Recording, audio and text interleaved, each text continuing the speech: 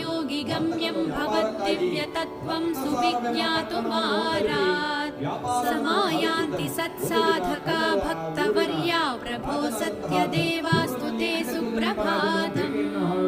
सुपाद्यं महार्घ्यं तथा स्नानतोऽयं सुगन्धीनि पुष्पाणि सच्चन्दनानि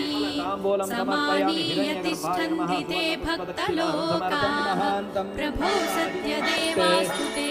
सुप्रभातम्